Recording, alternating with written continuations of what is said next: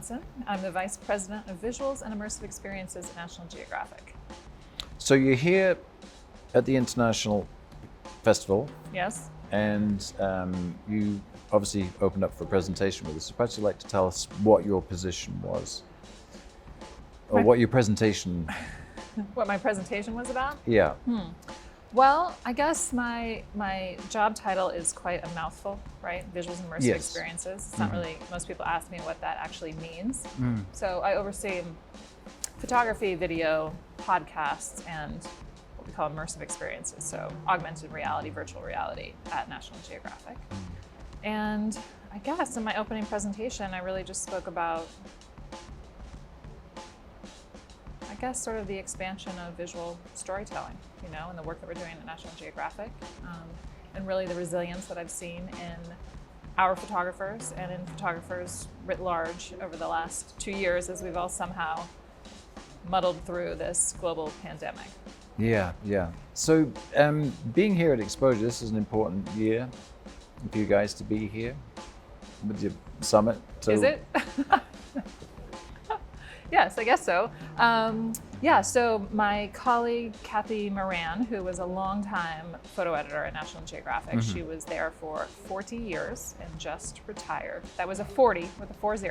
Wow. She's a longtime natural history editor, which means, you know, she worked with the photographers who are covering wildlife and conservation around the world.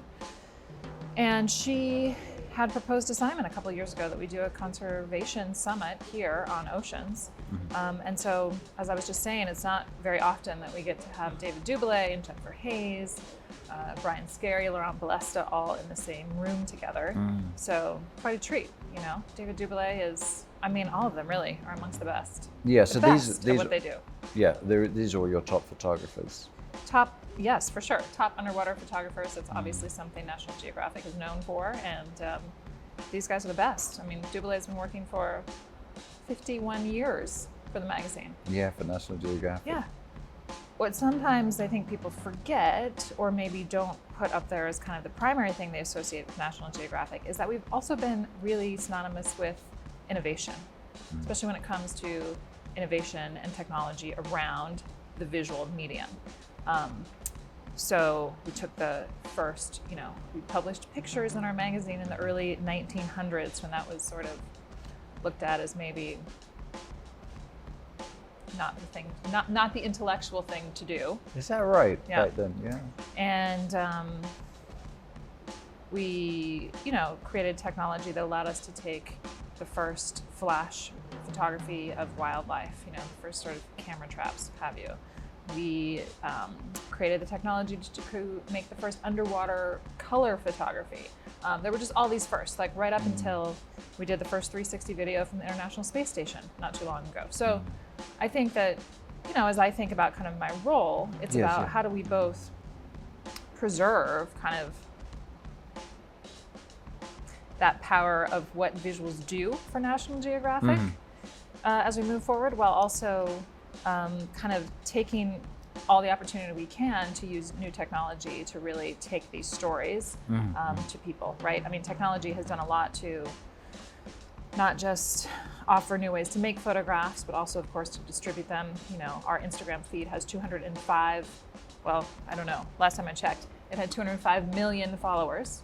And so that's what my job entails, right? Is really thinking about how do we, it's not about translating these stories. It's not about translating the print story into the digital space, but it's about thinking, how do we use all these tools that we have at our fingertips to best tell these stories in these new spaces. So the virtual world, The metaverse. So tell us about that, because that was part of your presentation. Yeah. I mean, I know you remember, like I do, the world before mobile phones. I'm not that old. Oh, come on. Right, I mean, it was a completely different it was world. only a dozen years ago, right? 15 years ago? I mean, it's not terribly long. Just over a decade, let's say. Yeah. Really. And that completely transformed, right? The way information is distributed. Yeah. I mean, the way, you know, we interact with the internet and the digital space, right? It used to be you would go and you would sit in front of a personal computer and you would be engaged with the internet for like a fixed period of time, and then you would walk away.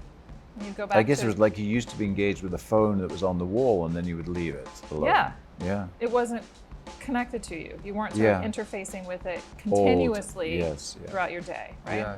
And so I think of the virtual space as sort of just an expansion of, it's a Web 3.0 probably, have you, right? So is this a project that you designed or came up with or just headed up, or was this your team that was working?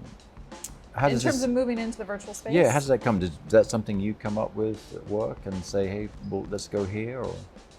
Yeah, I mean, we had a team a few years ago. We had a team, I mean, we have great visual thinkers on our team. And we were specifically looking at getting into virtual reality. And so we really set out to create a virtual reality experience in headset.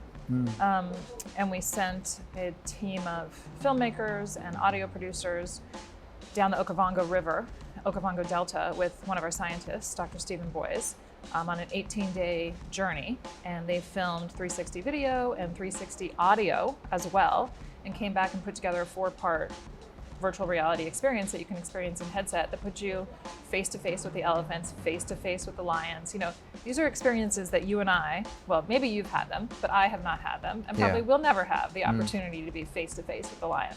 But now we can bring those to you at home.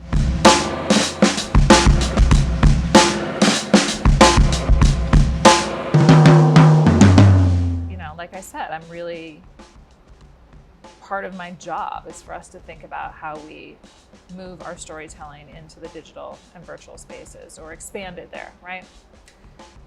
But when you walk in Jem's exhibition and you look at those still frames, you are really reminded. I'm taking a breath in as you're saying that. You're really reminded, I mean, the power of a still image, the way that those pictures just capture in every detail around you. You know, your eyes sort of move around the frame, and it is seared in your mind, right? And that's a challenge, I think, that is difficult with motion. So that was really nice to kind of to see that, you know, and to just be reminded of the power that, you know, still photos have and will continue to have. Because there is a huge place for this still in our world, isn't it? The magazine, these exhibitions for people to come and look at the work like this. Because how else are you going to see work so intently? I mean, even in a magazine, you don't see it as well. Exactly. Yeah, I went into Steve McCurry's exhibition, and I saw the pictures that he had shot in the book with Thoreau. And I have that old book. And as lovely as the pictures are in the book, and it's quite a big book, and it was printed in, 1985 or something, I walked in and said, wow, that's that picture from the book. Yeah. I mean, I was, really, really made me stand back when I saw the color and the depth in the print, compared to even what I could see in the book. So yeah, I think it's fantastic. Well, you've really been enjoying it. Yeah, and I love also the opportunity to see people looking at the pictures. Yeah. Right. Particularly as we see, I saw some families in here this afternoon, and watching the kids. So you can be a fly on the wall people, watching them. Yeah. Yeah, really looking at what they're engaged with, looking at what engages them. You can really see when they're kind of leaning in. There was a great picture that a colleague of ours captured of someone at David Dublay's exhibition, a young person, and sitting there, really looking. That skill of really stopping in this world where everything is moving, right? We're just completely, we're moving all the time. We have images coming at us all the time. To have a moment to stop and look and observe, right? And to really look, I think, is something that is a bit of a lost art. Yeah. And so, for an exhibition like this, to be able to create, literally just create room for that, and the opportunity to do that. Yeah.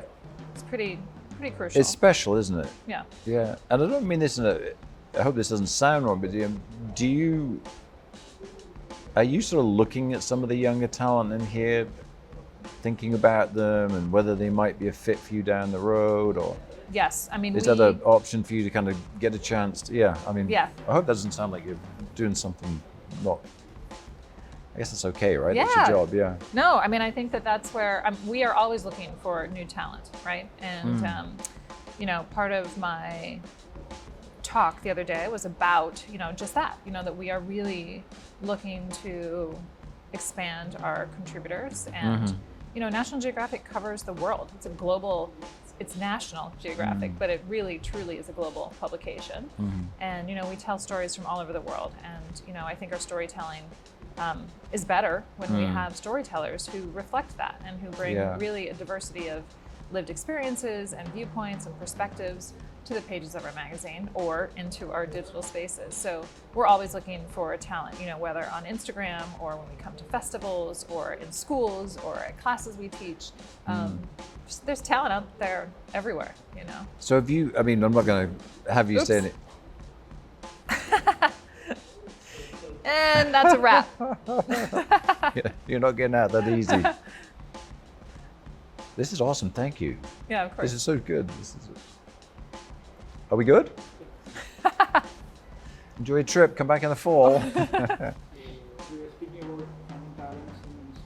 Yeah, I'm not going to have you name any names, but have you walked around and just kind of had your breath taken away with anything this year? Where you've said, wow, that's unique or that's different or? Because you look at so many photographs. I do look at so many photos. Yeah. Like I said, this is not what you're looking for because it's not a new talent at all. But again, being able to spend that time with Noctway's work is really amazing. And Muhammad Mahasan is someone who we've worked with in the magazine, and also to see his work as Prince is pretty amazing. And there's a lot of talent here. Debbie Cornwall is someone who I've known for a long time, and likewise great to see her work actually as an exhibition. And it's I don't know, it's really hard. I just wonder if you've seen any new faces and thought, wow, that's really. I haven't seen any. Not yet. But it's hard to get to. We have a lot of responsibilities. I'm sure you haven't even seen a half of it yet. I have not seen the half of it, but yeah. Yeah. So, but we're always on the lookout, so. Yeah, what a great, I guess if you walk into a booth, you've got a real great opportunity to see what someone's talent is. Yeah, exactly. Yeah. To me, it's just all amazing. I just, every time you turn around, it's almost like a 360. You can just turn around any direction and look here. And just it's overwhelming. It is a bit, isn't it? Well, I guess that's why it's going on for a week. Yeah, that's good. It needs the time, for sure. All right, well, we should let you get going. Okay. Unless there's anything else you feel that we should cover? No. Actually, there is one thing I want to ask you, is how do you feel about the community that's created here? I know we touched a little bit on it, but it kind of like the family, the fact that you actually are sort of having breakfast and lunch and dinner and attending things with people. How's that? I think do you feel that sense of community? Yes, I think there's definitely a community. You can tell that there are a number of photographers who have been here before. It's my first time here, so everything is new to me. But there's certainly a community of folks who have returned year after year, or maybe a few years out of the 6. Yeah. And and I think that's special, that's welcome, that's a great, we work with so many of these photographers, but they're scattered in many times, either because they live in many places around the world or because they're working in many places around the world. So like I said, it's a rare opportunity to have them all in one place and to kind of be, share stories, I've worked with, Kathy Moran's a dear colleague of mine, and she just retired from the magazine. She'd been there 40 years, so she always had these wonderful kind of stories to tell. I've only been there 7 years, right? So my experience is much shorter, and to be able to sit with David Duboulet and Brian Scarry and just kind of hear the tales that they tell, it's great. There's a lot of learning, to just come from that, I think. Yeah, and that, so bear in mind, you're saying this from someone that's been there for 7 years, all right? Yeah. So I was fortunate to have lunch with Kathy, having never had lunch with anyone close to National Geographic in my life. I sat there for about an hour and a half. Oh, I know. Because her and Simon started telling stories about all these incredible photographers, and of course, they're friends. And I think, and then Xposure puts that in one place. Yeah, it is a bit overwhelming. And I think, I'm particularly interested in seeing, how, like I said, it's really interesting. So there's that aspect of community for the photographers, right? which is important. Yeah. But we make this work because we hope the work communicates. We hope the work says something. We hope the work is meaningful, right? Yeah. We want the work to have impact. So to me, it's not just about building community with the photographers. That's kind of a bonus. Yes. And, yeah. it makes it a great experience for me, right? Yeah. Personally. But really, I'm interested in the community that's being built here in Sharjah, right? You know, what does it mean for this community to have this exhibition here, to be able to have all these photographers come in and present their work, and to have this work, and to be able to come and learn from it and experience it and be impacted by it and bring their families to maybe have that same kind of interaction. So I'm looking forward to, you know, how this sort of photo community gets built. Well, I guess both the photo community and just the broader community who appreciates photography because gets built here in Sharjah. Right, because really for most of the world, it's the photographers sharing it through social media channels that are bringing people to Xposure. Yeah. Yeah, and there's so many great things. I mean, His Highness being such a great photographer and having such a love for photography. Such a love of photography. Which is wonderful. And, you know, I was speaking, how do you say Aaron's name? Burkeski. I can't think, spacing on how to say his last name, but he has been sort of trapped in the Philippines for a couple of years with COVID, and he's done a lot of work with animal conflict, and, you know, very much sort of, I don't know, you know, being in the zoo in Belarus and, you know, dealing with all these conditions, and I just feel like I'm at this kind of, I don't know, you could see he was at a real flat spot after a very great wildlife career and TV presenting career, and then, you know, last night at midnight, sitting there telling stories with a number of other photographers in the room, I said, "So do you think you found your muse back?" And I'm off to Zambia, and you know, it was like it didn't take him but 2 or 3 days here, and he's kind of like plugged his batteries back, and he's all fired up to get back to Africa. So. Yeah.